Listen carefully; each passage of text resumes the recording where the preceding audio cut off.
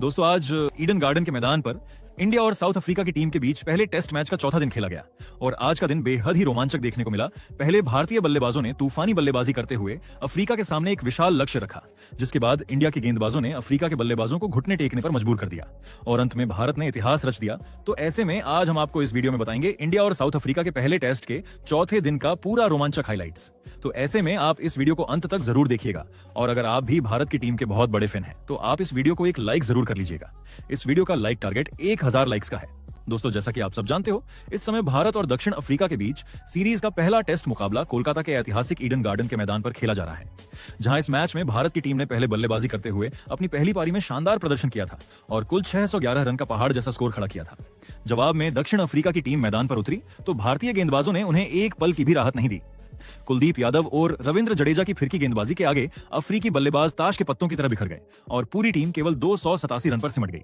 इस शानदार गेंदबाजी प्रदर्शन की बदौलत भारत ने पहली पारी में 354 रन की बढ़त हासिल कर ली थी। तीसरे दिन के अंत तक भारत की टीम ने अपनी दूसरी पारी में 109 रन बना लिए थे। केएल राहुल 43 रन पर नाबाद थे और उनके साथ साई सुदर्शन 17 रन बनाकर क्रीज पर डटे हुए थे। इस समय भारत की कुल बढ़त 432 रन की हो चुकी थी और मैच पूरी तरह भारत के नियंत्रण में नजर आ रहा था। अब चौथा दिन शुरू हुआ और भारत के लिए उम्मीदें फिर से नई ऊर्जा के साथ मैदान पर उतरी। केएल राहुल और साई सुदर्शन बल्लेबाजी के लिए आए। इन दोनों पर आज भारत को एक ठोस शुरुआत दिलाने की जिम्मेदारी थी ताकि टीम की पकड़ और मजबूत हो सके। दूसरी ओर अफ्रीकी टीम के लिए दिन की गेंदबाजी की शुरुआत कागिसो रबाडा और मार्को यानसेन ने की। दोनों गेंदबाज नई गेंद से शानदार लाइन और लेंथ पर गेंदबाजी कर रहे थे। हवा में मूवमेंट और पिच से थोड़ी मदद मिलते ही उन्होंने भारतीय बल्लेबाजों को परेशान करना शुरू कर दिया। आखिरकार अफ्रीका को सफलता मिल ही गई जब मार्को यानसेन की एक बाहर जाती गेंद पर साई सुदर्शन स्लिप में कैच दे बैठे। भारत को दूसरा झटका लग चुका था। साई सुदर्शन ने 21 रन बनाए और आउट होकर पवेलियन लौट गए।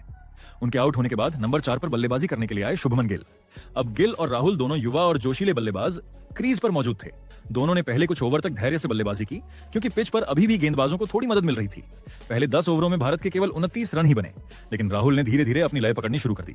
उन्होंने 92 गेंदों पर शानदार 50 पूरी की और दर्शकों से तालियां बटोरी। दूसरी ओर शुभमन गिल ने जैसे ही थोड़ा टाइम लिया, उन्होंने गियर बदल दिया।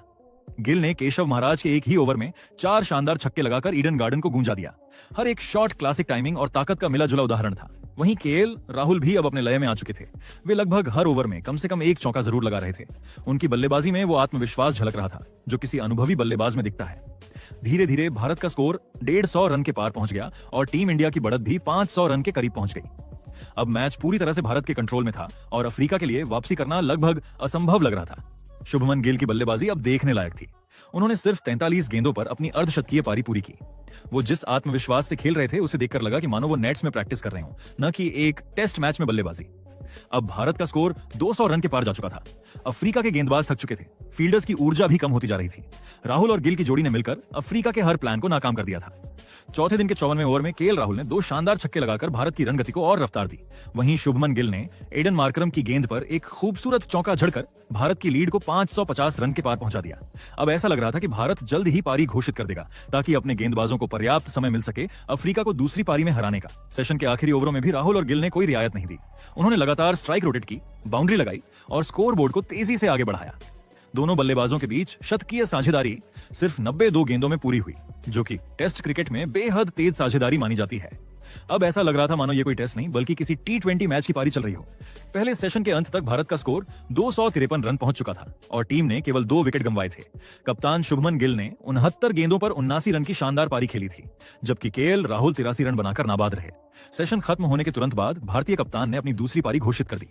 यानी अब दक्षिण अफ्रीका के सामने था एक असंभव सा लक्ष्य था। जी हां, अफ्रीका को जीत के लिए पूरे 577 रन चाहिए थे।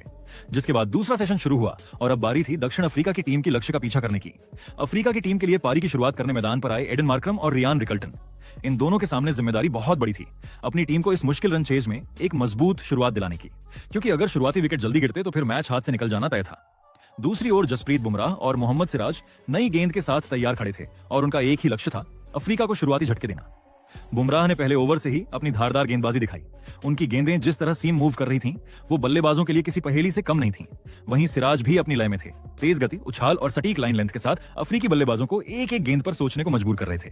पहले 10 ओवरों में अफ्रीका की हालत कुछ ऐसी थी कि रन तो बस धीरे धीरे खिसकते हुए 17 पर ही रुके, लेकिन अच्छी बात उनके लिए ये थी कि कोई विकेट नहीं गिरा। एडन मार्करम और रियान रिकल्टन दोनों ने बड़ी सतर्कता से खेला, हर गेंद पर आंखें जमाकर, हर ओवर को सम्मान देते हुए, जैसे किसी परीक्षा में हर सवाल का जवाब सोच समझकर लिखा जा रहा हो। लेकिन क्रिकेट में कब बाजी पलट जाए ये कोई नहीं जानता। 11वें ओवर में आखिरकार सिराज ने अपनी मेहनत का इनाम पा ही लिया। उनकी एक अंदर आती गेंद ने रियान रिकल्टन को पूरी तरह चकमा दे दिया। गेंद सीधा पैड पर लगी और अंपायर ने उंगली उठा दी। अफ्रीका को पहला झटका लग चुका था। रिकल्टन ने 12 रन बनाए और निराश होकर पवेलियन लौट गए। भारतीय खिलाड़ियों ने इस विकेट का जश्न जोश के साथ मनाया, क्योंकि यह विकेट भारत के लिए बेहद अहम था। अब मैदान पर उतरे व्यान मुल्डर। अफ्रीका की टीम थोड़ी दबाव में थी, लेकिन मोल्डर और एडन मार्करम ने कोशिश की कि पारी को फिर से स्थिर किया जाए। दोनों ने धीरे धीरे स्ट्राइक रोटेट करना शुरू किया, छोटे छोटे रन लिए और हर एक मौके पर रन चुराने की कोशिश की। भारतीय गेंदबाज हालांकि लगातार दबाव बना रहे थे। सिराज और बुमराह की जगह अब गेंद संभाली कुलदीप यादव ने। जैसे ही कुलदीप गेंदबाजी के लिए आए, पूरे स्टेडियम में कुलदीप कुलदीप की आवाजें गूंजने लगीं, क्योंकि दर्शकों को पता था कि ये स्पिनर किसी भी वक्त जादू दिखा सकता है। अब अफ्रीका का स्कोर 18वें ओवर में 50 रन के पार पहुंचा और ऐसा लगने लगा कि शायद अब अफ्रीका ने थोड़ी स्थिरता पाली है। दोनों बल्लेबाजों ने भारतीय गेंदबाजों को कुछ देर के लिए रोका और रन बनाते रहे, लेकिन क्रिकेट का रोमांच तो तभी है जब अचानक से मैच करवट ले। अपने 30वें ओवर में कुलदीप यादव ने वो कमाल कर दिखाया जिसका सभी को इंतजार था। उन्होंने एक ऐसी गेंद फेंकी जो पहले थोड़ी सी हवा में बाहर गई और फिर तेजी से अंदर आई। व्यान मुल्डर ने ड्राइव खेलने की कोशिश की, लेकिन गेंद बल्ले का किनारा लेते हुए स्लिप में गई और शुभमन गिल ने शानदार कैच लपका। अफ्रीका को दूसरा झटका लग चुका था। अफ्रीका का स्कोर 63 रन पर 2 विकेट हो गया। व्यान मुल्डर ने 21 रन की पारी खेली। अब मैदान पर आए अफ्रीका के कप्तान टेम्बा बावुमा। कप्तान होने के नाते उन पर जिम्मेदारी और भी ज्यादा थी।